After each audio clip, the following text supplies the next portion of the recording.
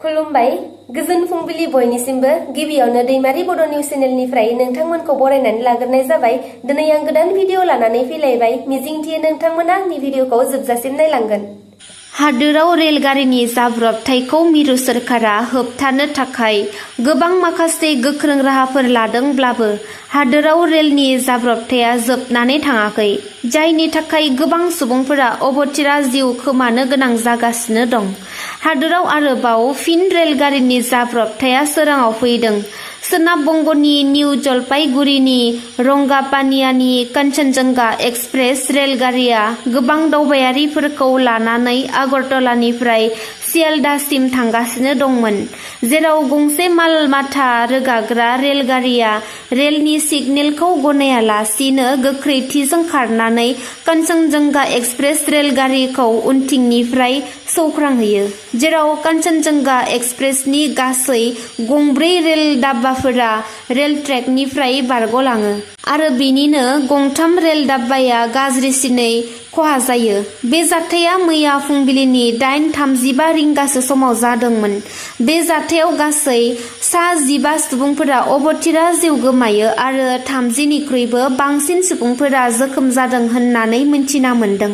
खायफा जोखोम जानाय दावबायारिफोरा गोब्राबथार थासारियाव दङ, जायनि थाखाय थैनायनि अनजिमाया बांनोबो हागौ।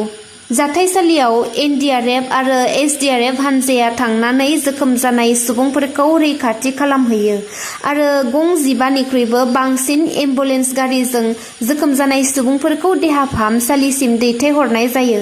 बे जाथायखौ मोनथिनानै मिरु रेल मन्त्रि आश्विनी वैष्णव आरो सोनाब बेंगलनि गिबि मन्त्रि ममता बेनार्जी बिथांमोनहा गोथौ दुखु मोननाय फोरमायथिदों आरो भारतनि गाहाय मन्त्रि नरेन्द्र मदि बिथाङाबो गोथौ दुखु मोननाय फोरमायथिदों। भारतनि रेल मन्त्रि आश्विनी वैष्णव बिथाङा बे जाब्रबथायाव थैनाय नखरनो साफ्रोमनोबो नखरफायाव 10 लाख रां, गोब्राबथार जोखोम जानाय साफ्रोमनोबो साफायाव 2.50 लाख रां आरो एसेल' जोखोम जानाय सुबुंफोरनो साफायाव 50,000 रांहै अनसुंथाइ होनो थाखाय फोसावनानै होयो। बे जाथाया माबोरै जानो मोनखो, दा बिनि सायाव गोख्रों नायबिजिरनाय खामानिखौ जागायबाय होननानै मिथिना मोन्दों। मख'नो गोनांदि बे जाब्रबथायाव ट्रेनखौ सालायग्रा लक'-पाइलटआबो जिउ गोमायो। आसामनि लाख लाख आबादारिफोरनि थाखाय मोनसे गोजोनथाव खौरां। दिनै मिरु सोरखारा प्रधान मन्त्रि किसान सम्मान निधि बिथांखिनि 17थि नं किस्तिनि रांखौ फुंबिलिनि 8 रिंगा बाजिनाय लोगो लोगोनो मुलाम्फायारिफोरनि बेंक एकाउन्टआव सोनानै होनाय जासिगोन।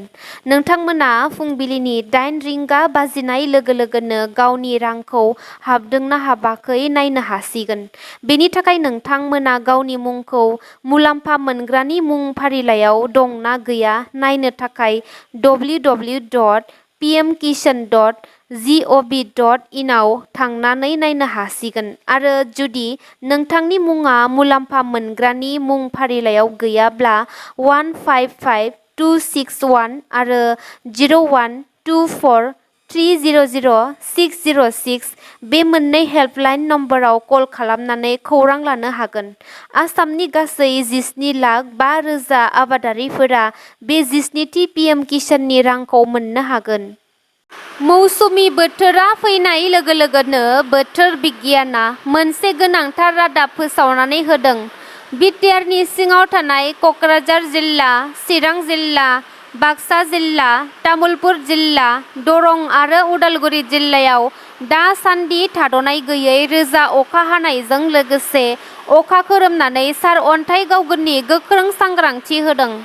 बोथोर बिगियाना फोसावनानै होनाय बादिब्ला क'क्राझार जिल्ला, चिरां जिल्ला आरो बाक्सा जिल्लायाव 21 जुन खालारसिम अखा हागोन। गुबुन फारसेथिंजाय तामुलपुर जिल्ला, दरं, उदालगुरि जिल्लायाव 20 जुन खालाराव रोजा अखा हागोन।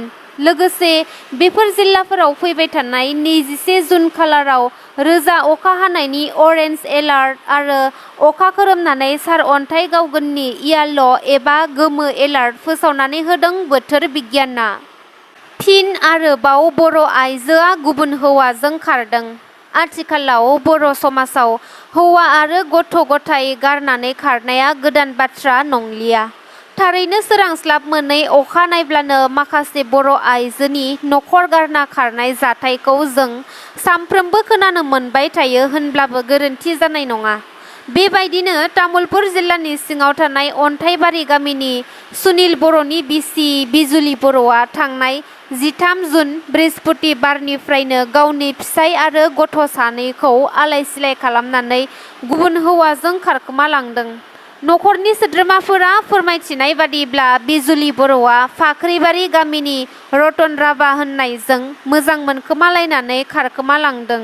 नसुंसेनि सोद्रोमाफोरा फोरमायथिबावदोंदि गावनि फिसायनि अनगायै गुबुन हौवाजों सानफ्रोमबो गोदै फन रायज्लायोमोन आरो गावनि असे फिसायजों गोरा आखु दिन्थिनानै सानफ्रोमबो नांज्लायनाय जायोमोन होननानै फोरमायथियो। दा फिसाय आरो गथ' सानैखौ आलाय-सिलाय गारना खारनायखौ नुनानै दुखुजों बिबोनां बानेश्वर बर' आरो नसुंसेनि सुबुंफोरा बिजुलि बर'खौ आरो रतन राभाखौ बहाबाफोर नुसनबायोब्ला हमनानै दोननो खावलायनायजों लोगोसे 6001558029 जानबुं नम्बराव खौरां हरनो खावलायहरदों बिथांमोनहा। रायजोनि गिबि मन्थ्रि डक्टर हिमन्त बिश्व शर्मा बिथाङा बन्द खालामनानै होबाय रायजोनि 75 बोसोर बैसोनि भिभिआइपि कालचारखौ। 1 जुलाइनिफ्राय रायजोनि केबिनेट मन्थ्रि, MLA, MCLA आरो गासैबो गोजौ थाखोनि बिबानाव थानाय अफिसारफोराबो होनो नांसिगोन सोरखारि क्वार्टार थामहिनबा गावसोर थानाय न'नि मोब्लिबनि बिलखौ। गिबि मन्थ्रि बिथाङा फोरमायनाय बादिब्ला उदांस्रिनि उननिफ्राय दिनैसिम 75 बोसोर रायजो सोरखारा सोरखारि मावथि थाग्रा CM, MLA, MCLA आरो गोजौ थाखोनि अफिसारफोर थाग्रा न'फोराव बाहायनाय मोब्लिबनि बिलखौ होबोगासिनो दंमोन। नाथाय गिबि मन्थ्रि बिथाङा बे भिभिआइपि कालचारखौ मैया रोखायै सिफायनानै होयो। फैगौ 1 जुलाइनिफ्राय गासैबो मन्थ्रि, MLA आरो गासैबो गोजौ थाखोनि अफिसारफोराबो गावनि न'आव बाहायनाय मोब्लिबनि बिलखौ होनो नांसिगोन। बे खौरांखौ मोनथिना मोननानै रायजो राजाफोरा गोजोननाय मोननायखौ फोरमायथिदों आरो लोगोसे गिबि मन्थ्रिनिसिम साबायखर बावहरदों। मोनसे दुखुनांथावना खौरां इसोर सिबिनो थांनानै गोबां सुबुंनि जिउ खहा। बेबायदिनो सऊदी आरबआव थानाय माक्कायाव हाज मुंनि फोरबो फालिगासिनो दं। बे हाज फोरबोआ 14 जुननिफ्राय जागायदों आरो बे फोरबोखौ 19 जुन खालारसिम फालिबावगोन। बे हाज फोरबोखौ फालिनो थाखाय बुहुमाव थानाय गुबुन गुबुन जायगानिफ्राय गोबां मुस्लिम सुबुंफोरा सऊदी आरबआव थानाय माक्का होननाय जायगायाव इसोरखौ सिबिनो थांगासिनो दं। इसोरखौ सिबिनो थांनायाव बांद्राय गरमनि थाखाय गोबां सुबुंफोरा हालाय-हाफाय जानांदों, जायनि थाखाय जिउबो खोमानानै लानो गोनां जादों। मिथिनाय बादिब्ला दासिमाव गासै 14 जन सुबुंफोरा माक्कायाव इसोरखौ खुलुमनो थांनानै जिउ खहा जाहैनांदों आरो लोगोसे आसाम हादरनिफ्रायबो इसोरखौ खुलुमनो थांनानै 3 सुबुङा जिउ खहा जाहैनो गोनां जादों। आसामनिफ्राय थांनानै जिउ खहा जानाय सुबुंफोरा काछारनि मौलाना शफी उद्दीन आरो हाइलाकान्दिनिफ्राय सालाइहा बेगम आरो गुबुन सासेया बरपेटानि जरिना बेगम। बिथांमोनहा माक्कायाव इसोर सिबिनो थांनानै दुखुथिया जिउ खहा जाहैनो गोनां जादों मानोना माक्कायाव दासान्दि बोथोरा जोबोर गरम।